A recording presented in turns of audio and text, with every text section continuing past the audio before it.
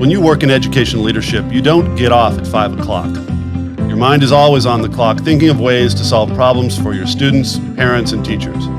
On the Clock is your go-to podcast to learn valuable insights from education leaders across the United States. I'm your host, Todd Dallas Lamb, former White House appointee to the U.S. Department of Education, and we are now on the clock. Welcome back to On the Clock. I am your host, Todd Dallas Lamb, and with me today is Superintendent of Jefferson County Public Schools in the great state of Kentucky, Dr. Marty Pollio. Dr. Pollio, how are you today? I'm great, Todd. Appreciate you having me on. Is Kentucky, is that a state or a commonwealth? You know, there's like 6 or 7 of them. Kentucky is actually a commonwealth. Well, there you go. Well, we got that straightened out. That's right. So your district is a large one. I think well over 100,000 students, making you somewhere around top 15 size-wise districts in the country. It actually encompasses most of the greater Louisville area. Tell me a little bit about your time at the district and a little bit about Louisville that people may not know. I think most of us know just enough to be dangerous about that beautiful city on the river. But also, we all know about the Kentucky Derby, but what else is there about Louisville that's cool? Well, Todd, first of all, I'm impressed. You said Louisville like a local. That's right. So you're a local when you say Louisville and not Louisville. Yep. And so congratulations on saying it like a local does. That's the first big challenge. But Thank you. It is a community of nearly 1 million citizens when you talk about the metropolitan area. So large, very diverse. We're on the Ohio River. Actually, the Falls of the Ohio is how Louisville was created, which was, settlers coming down the Ohio River. And there is actually a falls right on between Indiana and Kentucky. And that's how Louisville settled. And so working, those actual falls building locks was a big part of the development of the city of Louisville. But it's a beautiful city. Most people know, about the home of KFC, Kentucky Fried Chicken. People know about Louisville Slugger, the Bat. People know the Kentucky Derby. This is horse country, obviously. But we also, have some very famous people. Our most famous graduate from public schools here in Jefferson County is Muhammad Ali. Went to Central High School right here in Jefferson County Public Schools. So we're very proud of this community, the diversity in this community, and the support for public education. I've been to the Muhammad Ali Museum in the city, and if you are into boxing at all, or maybe if you're just into the incredible civil rights movement that happened along the way as he was forging a career from a kid in Louisville from the 50s to all the way really to the late 70s, and all the changes that he saw and in some cases helped drive. It really is an educational experience. I'm guessing a lot of your students have to go to that museum. Yeah, we have a lot of events there. It's a great event space for us, and I know a lot of our kids take field trips to the museum. How long have you been with the district? So I've been in the district for 26 years. I'll tell you a little bit about how I got here. I mean, I was going to be a college basketball coach. That was my original goal and what I wanted to do. My dad was that, so I got into coaching. Wanted to have my own team as a high school basketball coach, and I was actually getting my master's degree at Eastern Kentucky University, which gave me a Kentucky teacher certification, and wanted to come to Louisville, the bigger city in Kentucky. Is by far the biggest city in Kentucky. And there was one job open at our highest poverty school, Shawnee High School, in what is our highest poverty area, highest percent minority area. Went and was a basketball coach there and loved it, loved every minute of it. Spent about 3 years as a basketball coach before I decided I was going to move on to something else.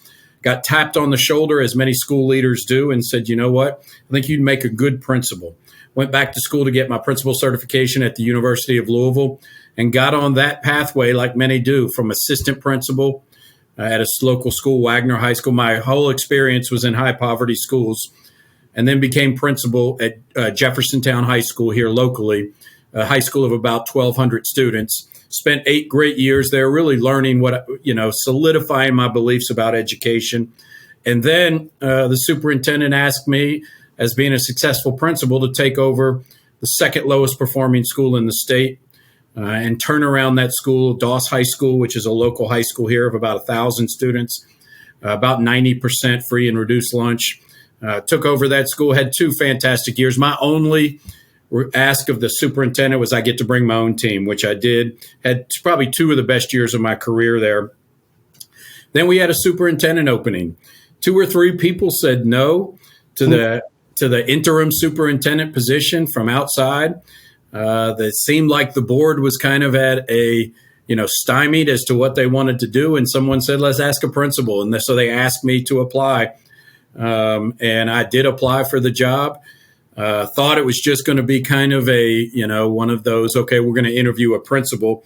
Ended up the next day getting the job, and probably had the biggest oh crap moment of my life, going from being a principal of a school to being a superintendent of a district of 100,000 students, $1.8 billion budget, and 155 schools.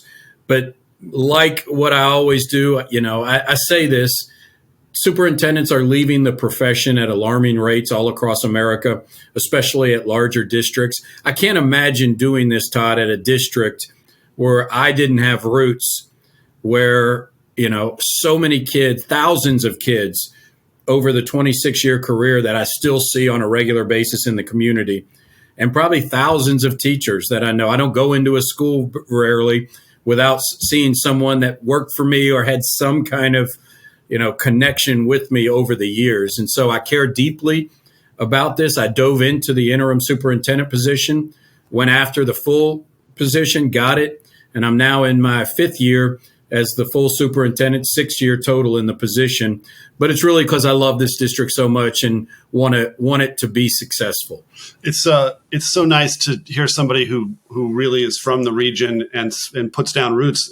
A lot of your contemporaries, I've noticed, are taking jobs far away from where they were working before they became a superintendent. I think that has a lot of challenges for superintendents who don't know how to say Louisville correctly or know the politics of the region, because your business is very political. Yeah, without a doubt. And I'll say it took me 2 years. I knew the schools. It took me 2 years to get into every single school, because as a superintendent, you can't walk in, shake a couple hands and leave. You got to visit every classroom, every office, talk to people. And so 2 full years to get into every school, but I knew it.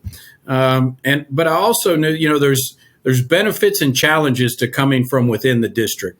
First I'll say the challenges are you become the boss of many of your colleagues, which becomes a challenge. So I became, the supervisor, the boss of many of the principals that I worked with, the assistant superintendents I worked with, and that comes with its challenges.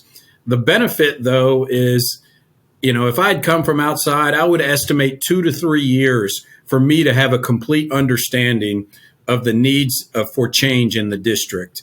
And, I knew those. I had a grasp of it. I had to learn the position somewhat and how to make change. But I knew I had a good feeling of the changes that we needed to make in the district. And that did not take me 3 years to do that. Can I take you back to the transition you made from basketball coach? I played a lot of basketball. I've been around sports my whole life. It seems to me a coach has their most satisfying moments not when the star player does star player things, but when they take a player who starts at a certain level and through motivation, through hard work, through leadership and coaching, that player has the most growth of any other player. I've known a lot of coaches that take more satisfaction in creating that growth for maybe a player that was struggling or not as accomplished than any other thing they've done. And it seems to me that is probably a very similar transition over to teaching and being a principal in a high poverty school, finding that opportunity for growth and being so probably satisfied with being able to show leadership that allows that growth to happen. Yeah, as a principal, I believe this, and I have when I was a principal and now as a superintendent, I have a deep commitment and belief in the job of a leader is coaching and feedback.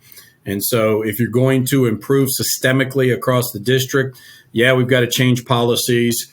We've got to change some practices. But what we have to do more than anything is positively coach up those around us. And I think I brought that from coaching, and it's similar to what you're saying. And I say this as a principal and now as a superintendent, the thing I wanted more than anything in educators is will over skill. Yes, there is skill required to do this job, but it is a job of will and passion and bringing it every single day.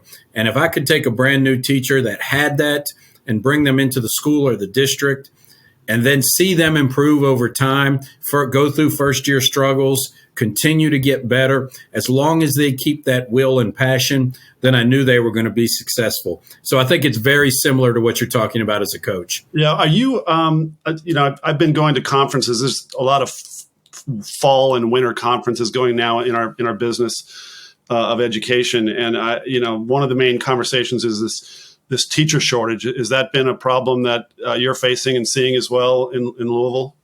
It's a significant challenge for us, without a doubt. And I said it was beginning before the pandemic. So this is not just an issue of the pandemic.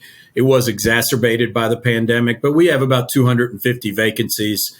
We have about 6,500 teachers. So we have about 250 vacancies, but we're short on substitute teachers.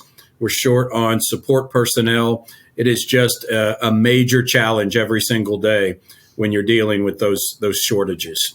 You've said you've been with the district 26 years. I know you have an initiative called Future State. I imagine, 26 years ago, the level of technology was dramatically different than it is today. What have some of the changes you've had to make and challenges you've had to overcome to get to what Future State is? And, oh, by the way, give us a little bit of an overview of what that is, what that initiative entails. Yeah, it's one of the things I'm most passionate about, Todd, and I appreciate you asking about that. Essentially, the first couple years, the interim time I got in this job, and my first year, as most superintendents will tell you, we're faking it well. We're learning the job, learning how to navigate everything. And so those first year and a half, I was doing that. But I also really took a deep look at the district itself. And I came in the district in 1997. And what I realized was that in, that 23, 22 years since I had been in the district, the foundation had not changed whatsoever. So initiatives have come and gone, instructional programs have come and gone, professional development, all of these things had come and gone throughout the district, strategic plans. But really, when we looked at it, the foundation of the district had not changed. And so that's not good for any organization. We were talking in 1997, barely having email or cell phones at that time, to being in 2019, the difference in how we teach and learn had to change. And so started talking to other districts about the things they do and saw that we hadn't changed things, brought together a leadership team for about a 3-day retreat and said, if we want outcomes like we've never had before for students, what are the problems? And we dug into what we called our current state. What are the things that we need to change? And then we built out over that 3 days what a future state would look like. So let's fast forward to 2025. And if we make these changes, what the district will look like. And essentially, we found about 5 or 6 areas. We kind of gathered themes of areas that needed change. First was student assignment, the way we assign kids to schools. I think here in Jefferson County, which is the current one we are on, we have changed it now and we'll start in the fall. Probably the most racially inequitable system that's ever occurred in any district that dates back 40 years without change.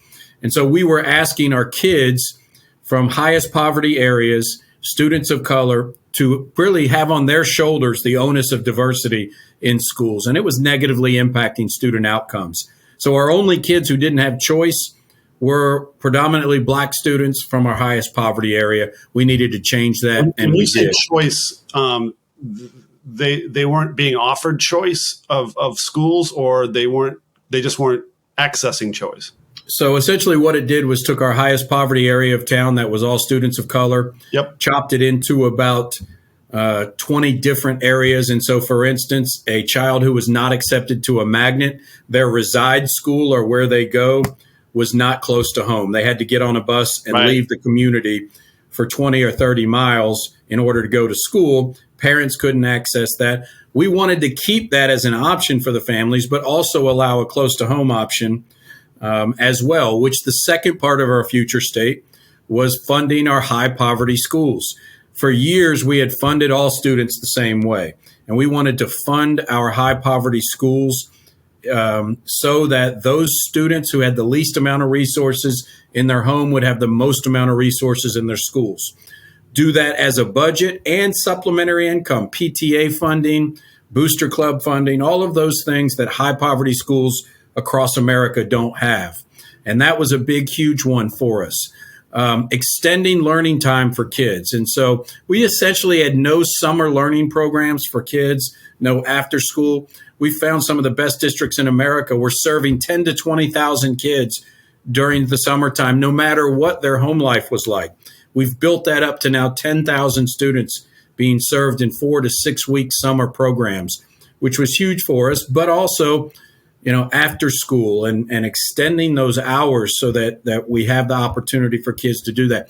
Teaching our workforce development, our leadership and teaching workforce development to create a teaching workforce that looks like our student population, to pay our teachers more than any other district around us, the same with our leaders, and to differentiate pay in our high needs schools. We wanted to make sure we were a district that as teachers got seniority, they moved to the lower poverty schools. So we wanted to provide additional compensation for teachers that were working in our high poverty schools. Teaching and learning was obviously a huge part of that, how we teach and learn, how we provide students with standards-based instruction, standards-based grading, and then finally technology, breaking that technology barrier, that divide where kids that don't have access to computers and the internet, we made sure every kid in JCPS had access to a laptop and internet at all times. And so those were the 6 areas we laid a plan, but this was going to cost us additional funding. No one had ever gone to the community and said, and I did forget, Todd, excuse me, our facilities was the final one, which we have the most embarrassing facilities that we have 35 schools that are past end of life. We've only built 4 schools in the past 3 decades in this community. And so we said our kids deserve better with brand new innovative spaces. But all of this was going to require funding from the community. We were going to have to ask the taxpayers of Jefferson County to increase their property taxes to pay for this. And so I made the case. I felt like we were in a good spot. And guess what? March of 2020 hit and we went into COVID. And so I really thought at that point we had lost that. We couldn't do it. But looked myself in the mirror and said, my job is not to be popular. My job is to do what's right for kids. So we went ahead and asked the community for that tax increase. We eventually won that tax increase, which brought about $55 million into our district so that we could fund Future State. So we are now in almost full implementation of Future State and can't wait to see the changes and outcomes. Is this just the community of Jefferson County that pitched in, or did the state apply resources as well? No, it was just local in Jefferson County. Unfortunately, we have what's called SEEK funding here, which means the higher property taxes you have, the more you send out to other districts. So we actually had to send out some of that to other districts across the state. But this was a complete ask. I continue to obviously lobby our legislators for more funding as well, especially when it comes to teacher raises. We're going to have to do that nationally. But we asked our local citizens to pay for this. Very controversial, took a lot of hits on that. But in the end, I think it was the most important thing we could do for our kids. What's the per pupil allocation average in Kentucky, and what were you able to bring it up to in some of your more impoverished schools? So usually, I don't have that right in front of me, Todd. I think it's, in the neighborhood of, it's about 1,800 a student, I believe. Yep. What we wanted to get our students, up to, and really we funded on class size. So our higher poverty schools bringing down our class size to about 20 kids per adult or class. maybe having 2 in a classroom, where our lower poverty schools would have 27 or 28 in the classroom. And so that was a big thing. We are, for the first time next year, any teacher who teaches in our higher poverty schools will get an additional $8,000 stipend, which is already attracting a lot of teachers to move into that, but also providing a lot of programming support for schools as well. Well, look, I mean, it's no secret. If you want a better defensive coordinator for your football team, you need to pay somebody more money to get them to come to your school. And the same applies for just about everything. You know, money it's not the answer to everything, but if there's a market out there and you have a teacher shortage, I think the first answer that most people are going to come to is if we want something better, we're going to have to pay for it. Yeah, and I said this, Todd, my goal was not, as a principal of a high poverty school, I didn't want teachers just coming for money.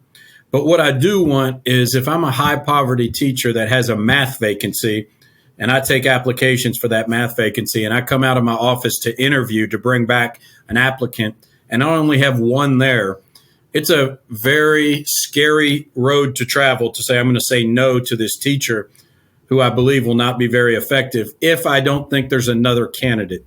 So Right. My goal is that the principal will have 4 or 5 applicants, and they can make the best decision as which candidate is best to fit our culture here in the school.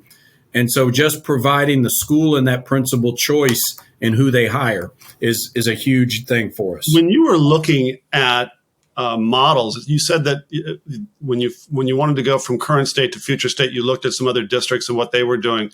Off the top of your head, do you remember what were those districts? Were they also in Kentucky? Were they national? Did you just know somebody that you admired and were trying to pick their brain? So we really worked more through the Council of the Great City Schools, Yep. which is a collaboration of about the 80 top school districts in America based on enrollment. So really looking at districts like us. So I'll give an example. I believe that high poverty kids in high poverty schools need access to summer programming. That doesn't mean summer school. Yes, we are supplementing it with reading and math, but just having kids engaged in high quality summer programming that students of means already have was so important. So we went to Boston Public Schools and saw their summer program and how they collaborated with the community to get kids into fun activities that are instructionally based, but things that kids love, like robotics may be an example of. But so having fun with them doing that, and then supporting math and reading along the way. And so we went to Boston and took a look at their 10,000 students that were coming in and we felt like, okay, we only have a couple hundred kids in summer learning. How do we build up to that 10,000? And so we've been able to do that since that time based on our observations in Boston Public Schools. We've looked at facilities at multitude of districts, are resourcing our high poverty schools. We went to Miami-Dade and looked at how they support their office that oversees their higher poverty schools. So we really kind of spent a good amount of time all around the nation looking at best practice. You mentioned Council of Great City Schools. I want to say I saw your name on the list of finalists for their prestigious Superintendent of the Year award. Do I have that right? That is correct. Did not make it as the winner, but I was a finalist. Well, it's an honor to be even considered for a national award like that. And I really can't thank you enough for being on the show today. I enjoyed getting to know a little bit more about Louisville. And I encourage everybody that if you ever get a chance to go visit that town, to go take in the flavors of that place, the history, the food, the museums, and yes, the horse racing. I've done that too. Dr. Pollio, thank you so much for being on the show. Thank you, Todd. It's been an honor. Thank you for listening. If you enjoyed this conversation, subscribe to our YouTube channel and find us on your favorite podcast platform. On the Clock is part of the Strategos Podcast Network. To view the entire lineup of shows, please visit us at strategosgroup.com. See you next time.